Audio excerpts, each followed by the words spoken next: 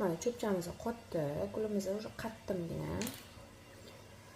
Farforimizni yana bir marta yaxshilab ezib olamiz. E'tibor beringlar. Endi nahotday olamiz. Bu paytida ham hali bizga vayner kerak emas, chunki hali bu joylari ko'rinmaydi. Sekin olib kley bilan surib yuboramiz. Kley men har doim o'qachistga ishlataman. Sababi kistichkani ishlatganingizda kistichkan sochchalari qolishi mumkin. Farfoydan ustini ko'rasizlar, 1 sm dan qo'shib, 1 sm uzr, 1 mm dan qo'shib tepaga ko'tarishni boshlaymiz. Yana nahotday olamiz. Yana ko'tarishni boshlaymiz.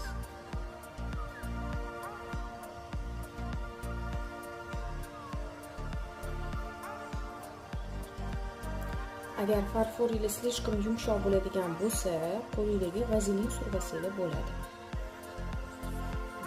Tegi qiyshuv chiqsa qo'rqmanglar, eng asosiysi mana o'rtamizdan ko'ryapsizmi, chiroyli chiqadi, qavat bo'lib.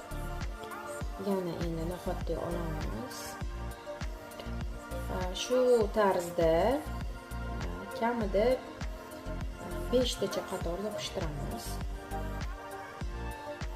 Hozir 2 ta qator yopishtirdik, yana 5 ta yopishtiramiz. Qo'lingizlar bilan tekisda olasizlar. Xohlasanglar vaynerda qilsanglar bo'ladi, lekin men uchun qo'lda qilib olish qulayroq, chunki bu joylari ko'rinmaydi.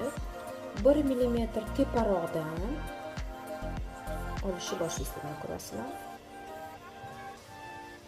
Yana bitta yopishtiramiz. Уже tepalari tepalashgan sari sekin vaynerda ishlatsanglar bo'ladi. Vaynerimizni olamiz. Vaynerlarimiz sotuvda bor. Bularni men o'zim tabiiy gulladan vayner yasayman. Sotuvda bor bizda. Hozir endi sekin yana 1 mm ustiga qo'yib sekin yopishtirishni boshlaymiz.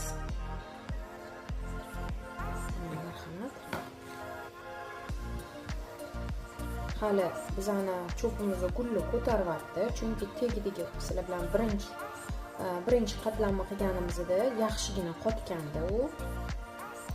Qancha birinchi qatorni yaxshilab qotirib olsanglar, shuncha gulinglar ustoychivoy bo'ladi, yaxshi bo'ladi. Endi vayner ishlatamiz. Boshini ingichka qilishdan qo'rqmanglar. Gulinglarning o'rtasi